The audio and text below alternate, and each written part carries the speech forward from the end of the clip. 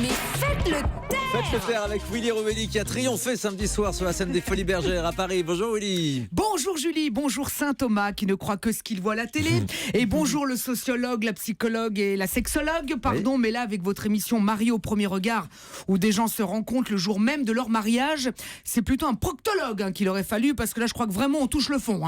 Julie qui est dans le grand direct depuis 15 ans, qui en a entendu des trucs. Ce matin à 6h quand on s'est croisés dans le bureau et que je lui ai parlé de cette émission, elle m'a répondu... Voilà, mais je crois que ça ne méritait pas plus.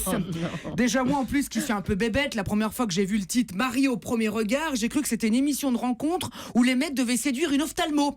J'imaginais déjà la scène du dîner romantique quand le candidat trinque en champagne avec la fille. Allez, chin-chin, comme dirait Alain Flelou. Ou la drague pendant la lecture du tableau des lettres. Vous voyez quoi là? Alors je vois un A à Z et un joli petit cul. Ah oui, je croyais que ça allait être comme dans la pub avec Antoine, tu sais, Atoll. Et que les candidats devaient donc hurler même lors du premier rendez-vous. Qu'est-ce que tu bois? Alcool! Enfin, tu vois, mais alors pas du tout. Déception, c'est pas du tout ça. En fait, donc si j'ai bien compris, ce sont deux célibataires que la science a réunis parce qu'ils sont compatibles, si on en croit des études hautement précises. Avec moi, elle aurait été vite fait l'étude. Willy, pour vous, quelle est la femme parfaite? Oh, c'est simple, celle qui veut. De toute façon, le mariage, c'est pas pour moi. On le sait, il paraît que ça, on dit que l'amour rend aveugle, mais c'est faux, il rend juste presbyte. C'est quand tu t'éloignes un peu que tu vois les défauts. Quand tu penses qu'aujourd'hui un mariage sur deux finit par un divorce et le reste par une séparation, franchement ça donne pas envie. Comme me l'a dit ce matin mon amie Jamila, au début le mariage, tu vois, c'est comme un mirage dans le désert. Palais, cocotier, chameau. Et puis à la fin, tout disparaît. Il nous reste que le chameau. Voilà, c'est pour ça, en fait, à mon avis, qu'il manque un bout dans votre titre d'émission. C'est Marié au premier regard, divorcé au second.